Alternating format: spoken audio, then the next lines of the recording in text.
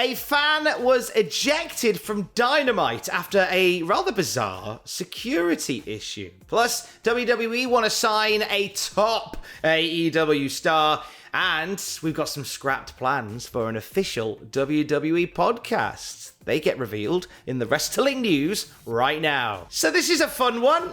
This comes from our friends at Fightful. We've seen a few stories over the last year or so of fans getting amongst it now that the crowds are back. We were getting a little bit itchy. We saw the fan jump onto the ringside, onto the ring apron during Chris Jericho and MJF's back and forth. We saw the fan rush Seth Rollins just a few weeks ago. And this is from Fightful. A very unusual situation played out last week on Long Island at AEW's Dynamite show. This was happening backstage. Fightful has learned that the building security for UBS Arena, which isn't AEW's normal security, allowed a fan backstage who was posing as an extra. The fan made his way into the locker room, sat in Dax Harwood's seat before being told that's Dax Harwood's seat. He apologised, he said he was an extra, and then he moved to a seat that belonged to the Blade of the Hardy family office. And as this situation played out, it became evident to people in the locker room that something wasn't right. So they began questioning this person who was putting Jeff Hardy-style armbands on at this point. When asked who trained him, he said Jeff Hardy, who does not train wrestlers. Also, the person couldn't correctly identify who would have booked him for extra work, citing a name that doesn't do that job. We're told then that MJF and Dax Harwood quickly ejected him from the locker room and took him to a person who's indicated the same fan had been kicked out of an AEW Boston show in October. The person also claimed to be a friend of Taz's, which is clearly not true, said one talent backstage. Fightful were told there's no heat on AEW security. This wasn't their responsibility. It was the UBS building security. One source that Fightful reached out to confirm the story said that given what happened with Seth Rollins recently, they're glad that it got resolved without any physicality, because things could have gotten quite bad for that fan if they weren't. And this is what a strange one. And any other time frame, Andrew, you would have just seen this as just a fan just chancing his arm to hang out with wrestlers. How long until it's confirmed that this guy's got a TikTok or a YouTube or something? Oh my God. I didn't even think about that, Tom. And just walking through, just being like, look where I am. Look how I got into this. Yeah, it's just so silly. And like, I mean, the danger behind doing something like that as well. Like these guys are trained athletes. Not only that, like the danger of not knowing who this person is as well. Like fair enough, right? They might have a TikTok account or whatever, but that's still such a stupid thing to do, because people, I think these days, just assume the worst when something like that happens, like, and rightly so as well, because you honestly just don't know, do you? So for this person to put themselves in danger and potentially other people in danger as well it's bizarre. It's really, really bizarre. It's a strange story all around. Let's not do that. Thanks. WWE news, and I mean, this one doesn't shock me too much because he kind of hinted at this a couple of times in interviews, that like when his time is done in AEW, he may be tempted to go elsewhere. We are talking now about WWE being keen to sign up Maxwell Jacob Friedman, aka MJF. So Andrew Zarian said that both Fox and the USA Network inquired about MJF. This comes after MJF did a promo where he said his contract is up in 2024, and execs from USA and execs from Fox went to WWE and said, hey, is that true? Is this brilliant guy going to be available? Zeri went on to say, I know WWE is very interested in him. They're always looking for that next star, that next heel. And the second you see this guy, especially on TV, he is so impressive. I think WWE and the networks are both realizing that they need those kind of guys on that roster to balance everything out. Andrew, I genuinely believe that whilst we talk a lot about WWE guys jumping to AEW, I think the first AEW guy to jump to WWE is going to be MJF. I think I would actually genuinely agree with you there. I think he has such, even though he's so young, it feels as though he has such a good sense of of the business and such a good sense of how to elevate himself as a wrestler as well. And what bigger thing to do than jump from AEW whilst you call yourself one of the 4 pillars of AEW and then jump to the competitor. That would be unbelievable. It would be plastered all over the news. We'd be talking about it for months, weeks, like for so long. I think it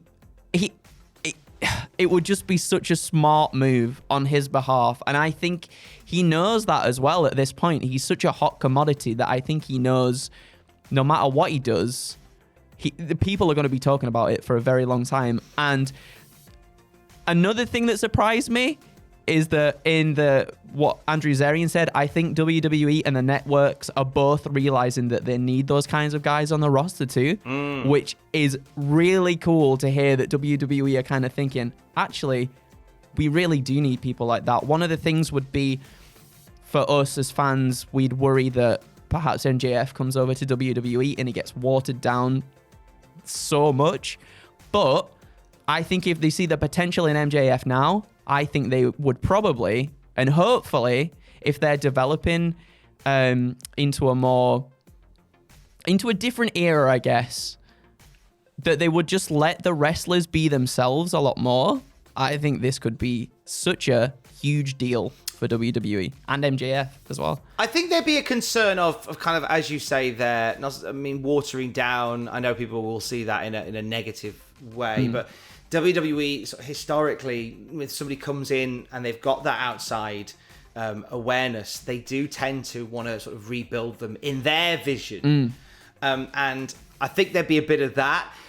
I kind of am drawing some comparisons between him and EC3, when EC3, who seemed like the total package, the definitive marketable model, and that didn't pan out at all the way anybody hoped. And I think MJF would be somebody that could adopt and adapt to WWE's more sports entertainment style, as opposed to like the heavy wrestling style that AEW does. I think that he could adapt to that and work that magic really well.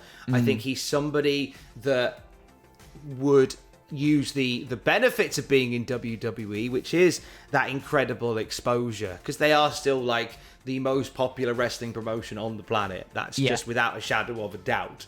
That incredible production value and that incredible marketing machine that they have. I think he could use that really to his benefit, and not just in a WWE sense. There'd be some great dream matches we could see there, but then for projects outside of WWE as well. I think he's such a creative, charismatic guy that he could lean into stuff away from wrestling, and I think WWE being a part of that very impressive, well-polished machine would do him well to be a part of that, I think. But I think there's still a lot to prove in AEW though. Yeah, without a doubt. And he's doing so. He's doing so right now with CM Punk. He's done so with Darby Allin. He's been nothing but a force, I think, since coming to AEW, really proving himself so much. So we'll see what happens, I guess, in 2024.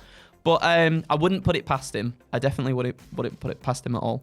WWE have been recently very much pushing for non-wrestlers to be a part of their products through the Next in Line initiative, and sort of hiring a lot of new people to the wrestling world for NXT 2.0. So there was the conversation that WWE are moving away from hiring those indie wrestling standouts. Not so much the case this morning, isn't that right, Andrew?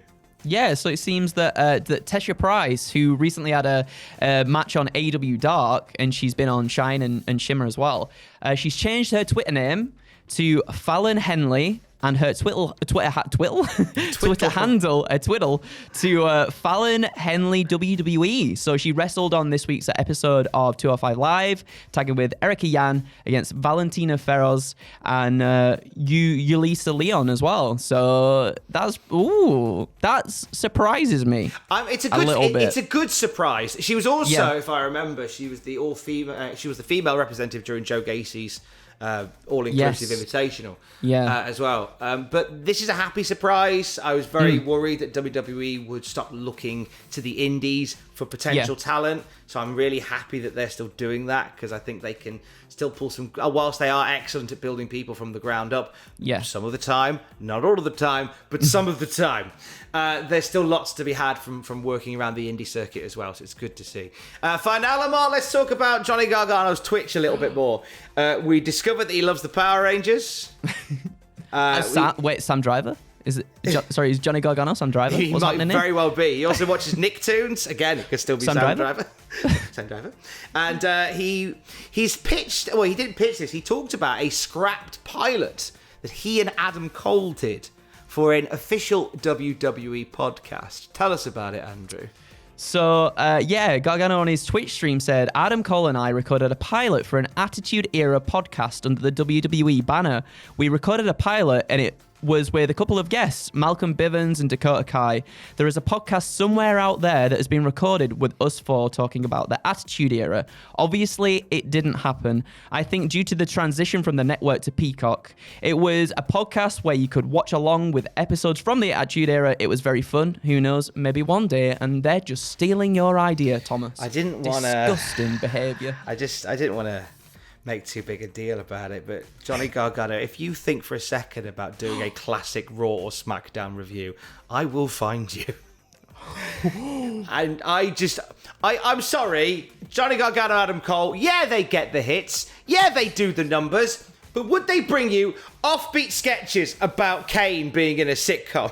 No, they wouldn't. Would they give you 90s references about Nokias and AOL CDs? No. Would they watch Halloween Havoc while eating pizza and drinking beer?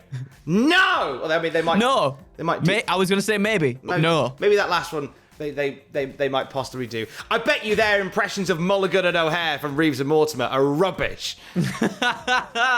Just saying. Don't like it. Do you want to know something though? Go on. Do you remember when they did the Mattel thing together? Yes. They did just before they got released.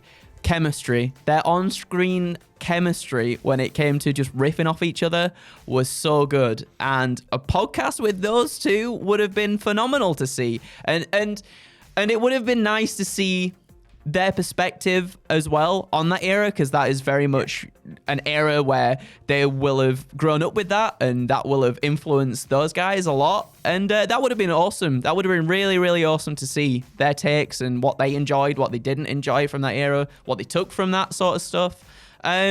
So somewhere in the WWE archives there is this podcast, and I really want to listen to it. Not that I'm discrediting the classic Raw review. I just don't think that they could pull off a 15-minute improv sketch about the minutes from a Bone Street Crew meeting being like the Women's Institute.